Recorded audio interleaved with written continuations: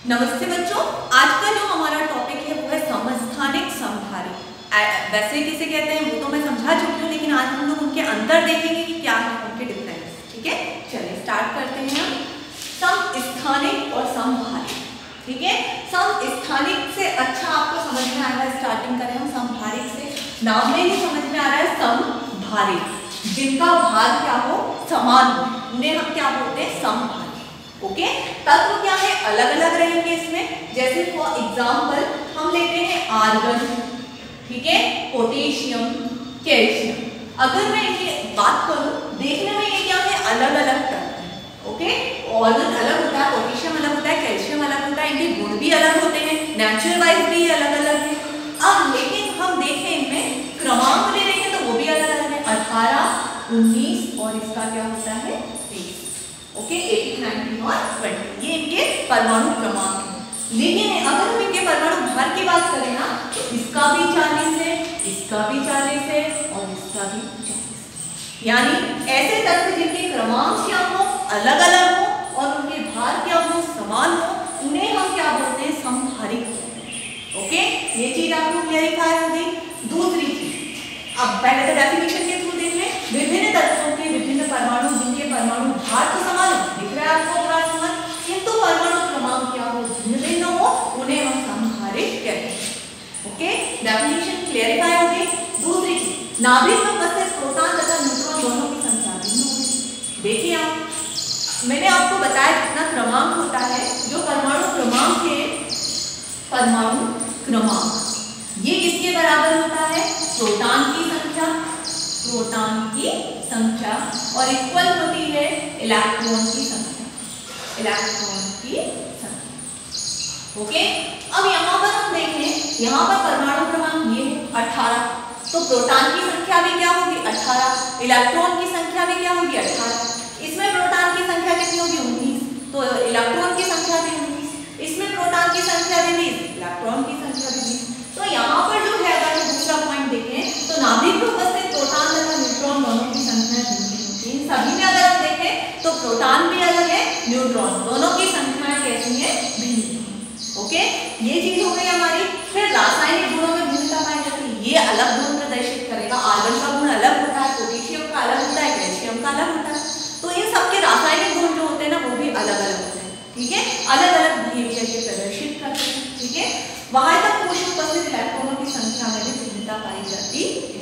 यहाँ पर हम देखें इलेक्ट्रॉनों की संख्या जो बाह्यतम कोश में है, इलेक्ट्रॉनिक विन्यास आपको जमाना सिखाए हैं मैंने, तो अगर हम देखें 18, तो 18 जो होगा उसका इलेक्ट्रॉनिक विन्यास 1s2, 2s2, 2p6, 3s2, 3p कितना हो जाएगा 10 हो गए, 11, 12, फिर 3p6, 4s, ठीक है, 6, 7, 8, 9, 10, 11, 12, 12 और 6, 18, 18 यहाँ पर हो गया ना, ये हो गया।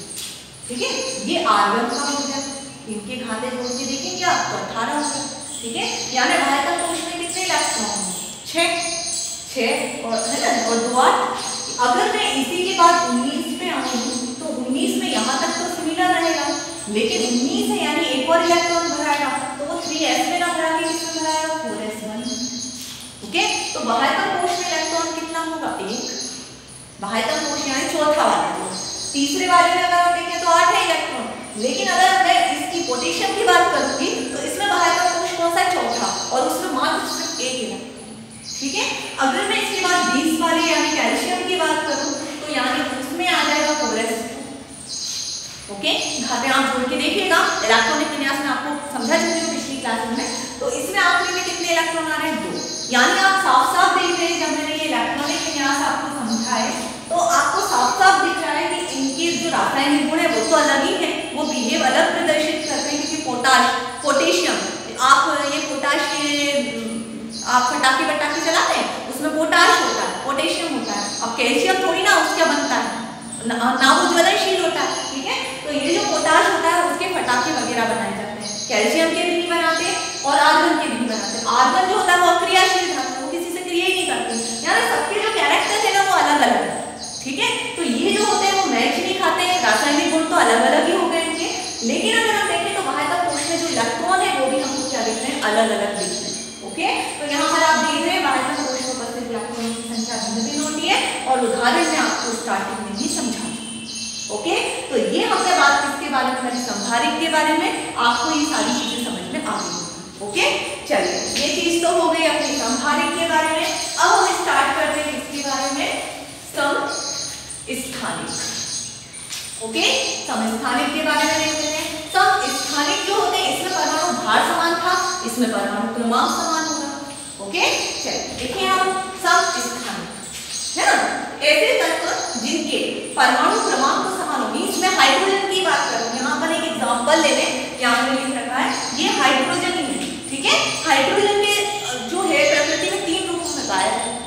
ठीक है, क्रमांक एक ही रहेगा, 1 1 1।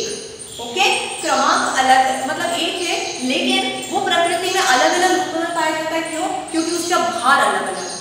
और भार किसके कारण अलग हो रहा है? न्यूट्रॉन की संख्या के कारण। यहाँ पर न्यूट्रॉन की संख्या 0 है, इसलिए क्रमांक और भार एक जैसा हो गया हाइड्रोजन का। लेकिन अगर न्यूट्रॉन की संख्या 1 हो जाए तो यहाँ पर क्या होगा? क्रमांक तो एक ही रहेगा, लेकिन भार बढ़ गया। क्यों? क्योंकि न्यूट्रॉन की संख्या बढ़ गई, 1 बढ़ गई। ठीक है, अगर न्यूट्रॉन की संख्या 2 बढ़ जाए तो यहाँ पर 2 और जुड़ गए तो कितना हो गया? 3। ठीक है, तो न्यूट्रॉन की संख्या में परिवर्तन होता है। आप ये जरूर ध्यान रखिएगा कि भार में जो चेंजेस होते हैं वो न्यूट्रॉन के कारण होते हैं, ना तो प्रोटॉन के कारण और ना ही इलेक्ट्रॉन के कारण। प्रोटॉन और इलेक्ट्रॉन और परमाणु क्रमांक तो हमेशा समान रहते हैं, लेकिन जो भार में डिफरेंस आता है, आप जब भी देखेंगे भार में डिफरेंस, तो वो किसके कारण आता है? न्यूट्रॉन की संख्या के कारण। ठीक है, तो यहाँ पर हम देखें ऐसे तत्व जिनके परमाणु क्या होता है? क्रमांक समान होता है। हाइड्रोजन, ड्यूटेरियम, ट्राइटियम सभी के परमाणु क्रमांक एक ही है, लेकिन उनके भार भिन्न हो। एक का भार 1 है, एक का 2 है और अगले का कितना है? 3। तो भार अलग अलग हो तो उनको हम समस्थानिक कहते हैं। डेफिनेशन आपको समझ में आ गई। ठीक है, अब नाभिक में उपस्थित प्रोटॉन की संख्या समान किंतु न्यूट्रॉन की संख्या भिन्न होती है। ओके, अब हाइड्रोजन है, इनका जो क्रमांक है 1 है ना, क्रमांक तीनों का ही कितना है? 1 1। ओके, तो क्रमांक 1 है, तो मैंने आपको बताया अभी थोड़ी देर पहले, परमाणु क्रमांक इक्वल टू इलेक्ट्रॉनों की संख्या इक्वल टू प्रोटॉन की संख्या। तो परमाणु क्रमांक अगर 1 है तो इलेक्ट्रॉन भी 1 होगा, प्रोटॉन भी 1 होगा। तीनों कितने हैं? 1 1 है। ठीक है, तो तीनों चीजें 1 हो गई, यानी प्रोटॉन की संख्या समान हो गई। लेकिन यहाँ पर अगर हम भार की बात करें तो भार अलग अलग है। यहाँ पर 1 है, 2 है और 3 है। किसके कारण हो रहा है? न्यूट्रॉन की संख्या के कारण। तो न्यूट्रॉन की संख्या क्या हो गई? दो तीनों में अलग अलग हो गई। इसमें न्यूट्रॉन 0 है, इसमें न्यूट्रॉन 1, इसमें 2। तो जो चेंजेस हो रहे हैं वो न्यूट्रॉन के कारण हो रहे हैं। इसीलिए ये पॉइंट है, नाभिक में उपस्थित प्रोटॉन की संख्या तो समान, किंतु न्यूट्रॉन की संख्या क्या होती है? भिन्न भिन्न होती है। ओके, ये चीज आपको समझ में आ गई। तीसरा, रासायनिक गुण समान होते हैं। बना तो वो हाइड्रोजन से ये, तो ये मेनली किससे बन रहा है? हाइड्रोजन से। इसलिए इनके जो रासायनिक गुण होंगे वो क्या होंगे? एक समान। ओके, ये चीज हो गई। बाह्य कोश में उपस्थित इलेक्ट्रॉनों की संख्या समान है, प्रोटॉन समान है। प्रोटॉन परमाणु क्रमांक और इलेक्ट्रॉन क्या होते हैं? बराबर बराबर। तो प्रोटॉन की संख्या समान है तो इलेक्ट्रॉन की संख्या भी समान ही होगी। इलेक्ट्रॉन और प्रोटॉन क्या होते हैं? बराबर बराबर। और बाह्य कोश में उपस्थित इलेक्ट्रॉनों की संख्या भी बराबर होगी। हाइड्रोजन का क्रमांक 1 है तो उसका जो इलेक्ट्रॉनिक विन्यास होगा वो क्या होगा? 1s1 है ना। तो ये तीनों का ही 1s1 ही रहेगा, क्रमांक तो एक ही है तो 1s1 है, यानी बाह्य कोश में कितना इलेक्ट्रॉन? 1, तो तीनों में ही 1 ही रहेगा। ओके, तो इनके क्रमांक क्या होते हैं? समान है, तो इलेक्ट्रॉनों की संख्या भी समान है, प्रोटॉन की संख्या भी समान है, और इनका जो मतलब जो न्यूट्रॉनों की संख्या होती है उसमें भिन्नता पाई जाती है। हम प्रोटियों की बात करें तो हमारे जो साधारण जल होता है उसमें हमारा नॉर्मल हाइड्रोजन होता है, और ड्यूटेरियम का होता है भारी जल। ठीक है, नाभिकीय रिएक्टर में इसका यूज किया जाता है भारी जल के रूप में।